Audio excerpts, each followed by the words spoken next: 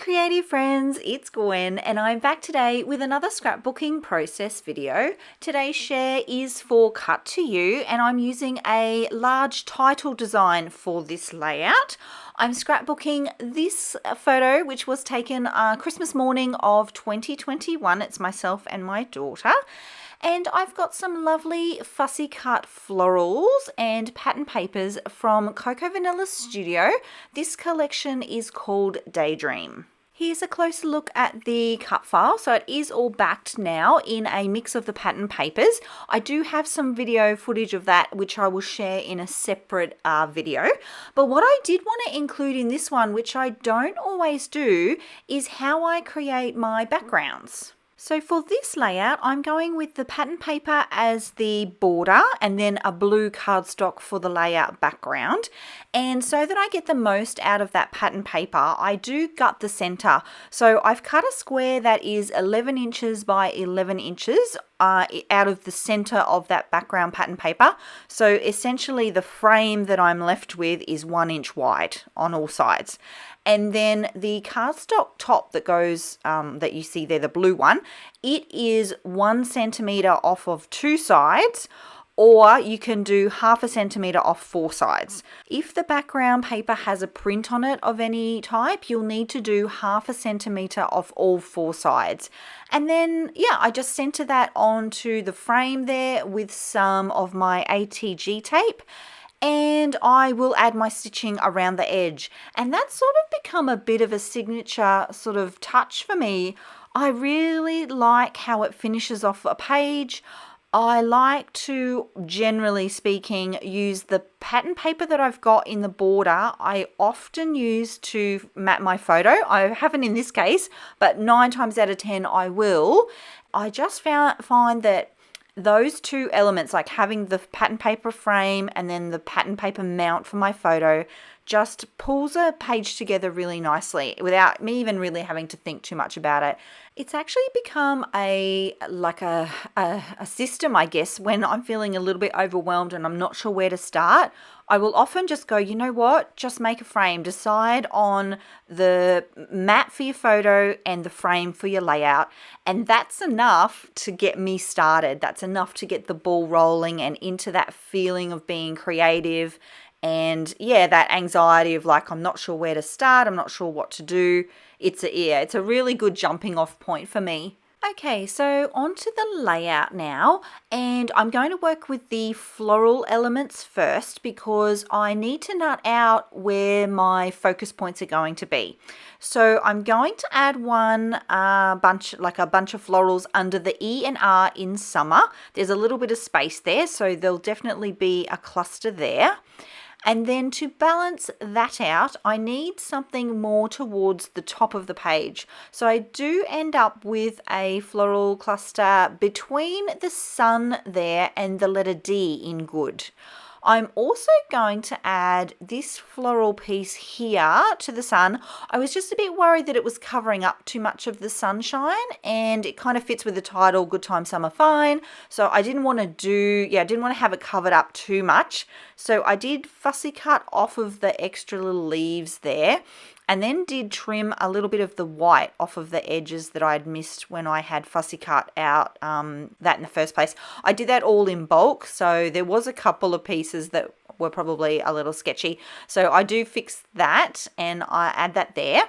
And then, yeah, I'm going to build out the floral clusters. I'm just going to end up with the 2 really, one at the top there and then one under the E and R. And I guess that's kind of loosely going to create a visual triangle because my photo will be a place where the eye will be drawn to, and then the 2 floral clusters will also draw the eye and kind of balance out the page. That's the plan anyway. So with that plan in place, things are getting serious because I am gluing things down already. We're only 4 minutes in. I'm going to lock in the position of the cut file. It's going to be flat to the page for this one. My photo does have some foam behind it, so I'm going to use that. I do use the tape for adhering this onto the page, But I have had a couple of them, just with the humidity in Queensland, I've had a couple of the photos come up. So I am going to add just a few drops of my liquid adhesive here as well. I don't like to use too much because I find that it can warp the page. So I'm hoping that the combination of the tape with a little bit of adhesive is enough to get that secured for a bit longer period. And now we can start the embellishment audition process. Oh yes, I am going to add these two butterflies. I was explaining that it was feeling a little bit like it was missing some depth of color. So I did want to draw on the deep blues that's in my photo, and I thought the nice way to do that without making it too heavy would be to add the blue using these two fussy cut butterflies. So yeah, there's that. I have a little bit of trouble with the banner piece that is at the bottom of the photo there. It doesn't end up staying, even though I audition it so many times. I actually tried that one that says love you, but I also tried this one here that says happy days with you. It's because normally I would position that on either top corner of my photo, but this was a selfie, and because the crop is quite tight, anywhere that I added at the top of my photo, see how it covers up my face there and covers up Katie's hair there, and even at the bottom, I did try it on the bottom left-hand corner as well. But it covered up her necklace, and that was a new necklace, and I just didn't want to do that. I didn't want to cover that up either. So yeah, that took a lot of auditioning. I had to cut out so much footage of that, and it didn't end up staying. I just, you know what? In the end, I just decided that, like, why am I forcing that? I talk about this a little bit in my other videos, in that I like to go with the flow of the page. Just go with the flow. Scrapbooking should be light and easy. It shouldn't be hard. It shouldn't be stressful. It should be light and easy. And I just felt that I was forcing it. It took me a while. I did see there's more footage there. I did audition it quite a lot. But yeah, in the end, I was like, no, just light and easy. Don't force it. And in fact, that one does end up staying there. So I do get one on the layout. I just don't end up putting it where I would probably normally place it, which is near the photo.